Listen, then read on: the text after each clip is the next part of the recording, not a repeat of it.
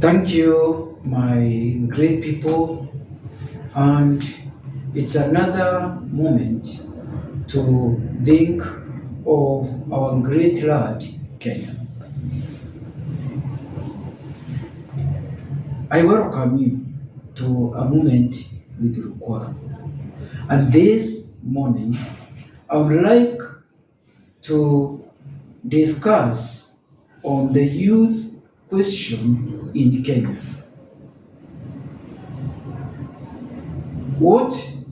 There's a talk in the whole country. What do we do with the youth, especially now with the escalating violence during demonstrations? I would like to say that we will be missing the point when we look at the youth as an autonomous group which is not a part of the Kenyan society. The youth, whatever problems they are having, the frustrations they are having, it's a reflection of the general population in the whole country. The youth are part and parcel of the family. And so whatever is affecting the youth is affecting other members of our society.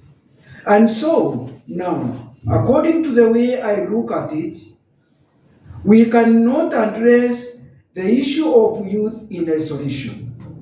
We have to look at the problems which are ailing the Kenyan society. What is the problem? And that is why at the onset I'm saying the way we can tackle our problems is by having a Kenyan National Dialogue and Reconciliation Conference where we come together and discuss issues. We have to look at the issues in Kenya in a broader dimension. Otherwise, we end up giving first aid solutions to our problems. We have to have an answer. Why do we have to have violence every time? If after 5 years, Kenyans are worried that we are going to have fights. We are going to have crises after elections. Why? What causes violence after every 5 years? It's an issue which we have to discuss and broadly come up with an answer. I have to look at this situation, to look at especially the problem of the winner take it all. What do I mean? Winner take it all, whoever who wins end up now controlling the resources because the person is going to dish out positions. And in this case, I'm saying the issue of the president. The main problem and what Kenya should discuss seriously is it proper for the one who has won to take everything? Is it proper, for example, when Kenyans vote, and then you get that there is the issue of 50+1, and probably you get the president, the difference will be very negligible. What happens to the other 50%? What happens to their fate? Are they going to be isolated? And the supporters are the one to be given the cake, to be given the resources, to be given employment, to be given CSs, principal secretaries, chairman of parastatals. Yet all the other part, the other 50%, don't forget, we are all Kenyans who are taxpayers. And the tax, the government is supported by the taxpayers. Kenyans, the public, has employed the government. And the public give the government a contract of 5 years, and then they make a decision after 5 years in the ballot. So what can be done? Because we don't have a problem when it comes to the MCAs, to the governor, or to the senator. But the issue is on the president. What should we really do at the top? Should we not create some posts, for example, prime ministers? Can you not even have even more than one prime minister? Is my suggestion. You can have even 2 prime ministers. You can have even 3 deputy prime ministers. When it comes to deputy presidents, you can have even more than 1. You can have even 3 or even 4. What is going to happen? When you have devolved, when you have considered the problem at the top, because this is actually where we're having a problem. And I'm telling you as Kenyans, if we don't solve the problem at the top, at the apex, the office of the president, then we are going to continually have a problem because that office is tied up with the resources. So let us, as we think about the youth, you don't look at the youth without looking at the resources. Who is controlling the resources? Who is distributing the resources? What is the criteria? What happens? What is the fate of those who lose in the election?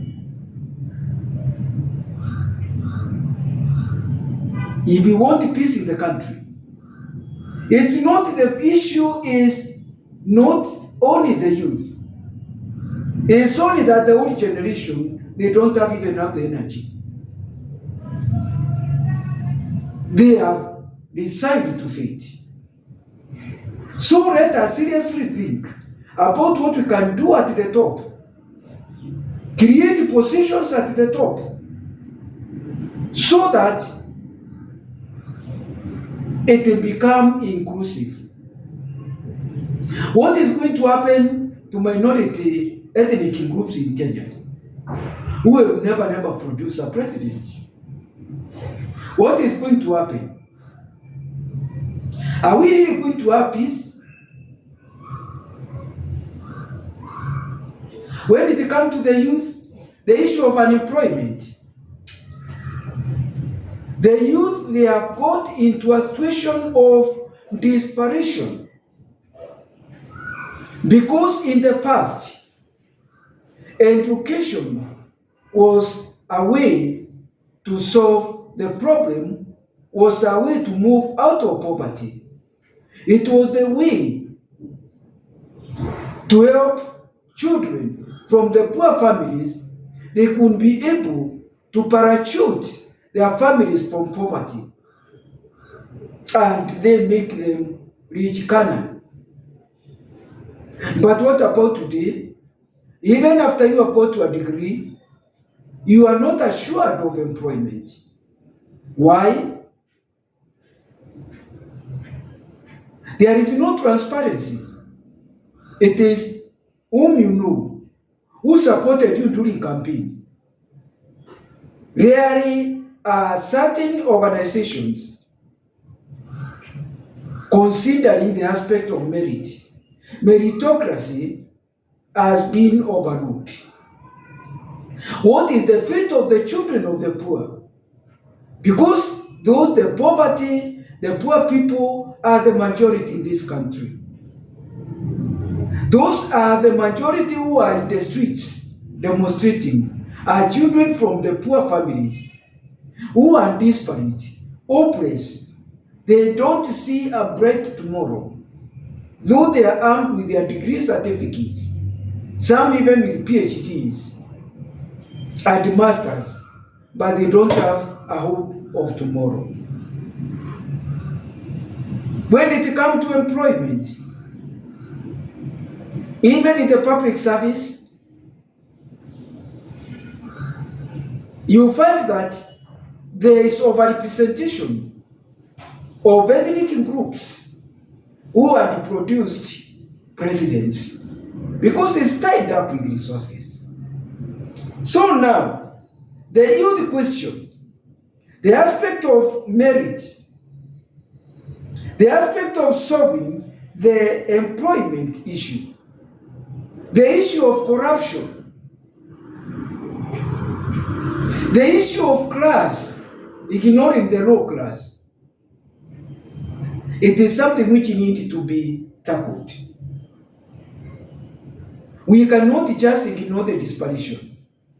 And now considering that Kenya is the one which has got the highest unemployment rate in East Africa, it is a clarion call to Kenya as a community to really think about the issue of employment. We have got all the resources. We have got the capacity to absorb all the youth. We don't really, if at all there is transparency and there is giving people love this country, the leaders love this country, the leaders are not greedy on trying to grab. We have got resources which can take care of our youth. And the youth will end up loving this country. And it's not just even trying to destroy the very institutions which are going to take care of them. A high level of desperation. Now, what can be done? I'm going to talk on this. This is part one of this, the youth question in Kenya. I want to give certain recommendations, which I've highlighted for those who have read my book called The Broken Promise, where I've considered the issue of Kenya, a book which I took 10 years to write. There is the issue of media. Media is also a part and parcel of the Kenyan community. The media can play a very important role in creating peace in our country. So what am I trying to say? The Media Act can be reviewed.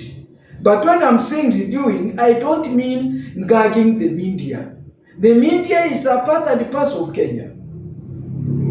But you can imagine if the government tried to gag the media, it's going to be a problem. And that is why you find that the communication authority are to be very, very responsible when it comes to handling the media.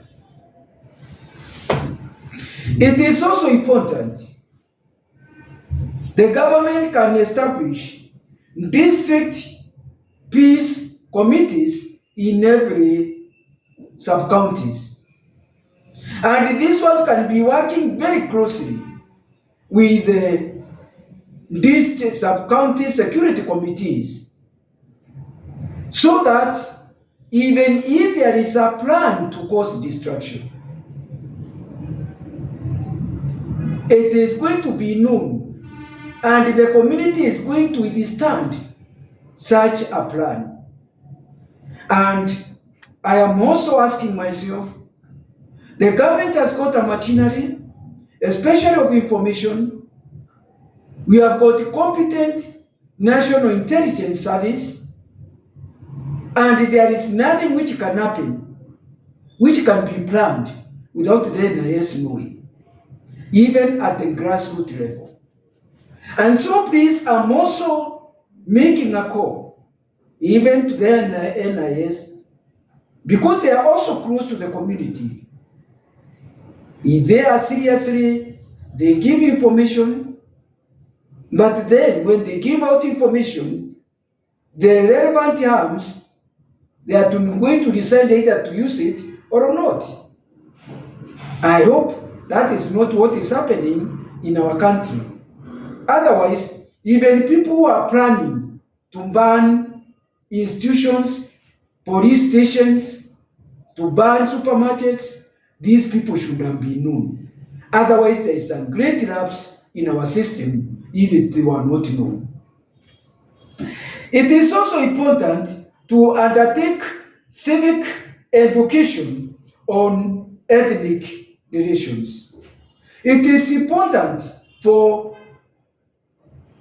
curriculum from primary, secondary, to include about the cohesiveness, the importance of togetherness of all ethnic groups speaking as brothers and sisters.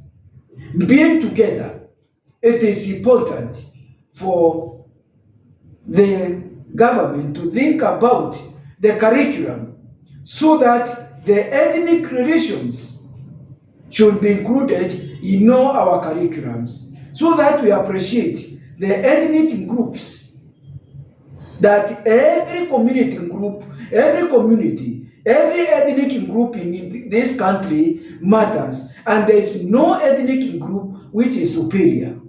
The aspect of you being bigger in number, it doesn't make you superior. We are all Kenyans. It doesn't matter our population size. Thank you very much.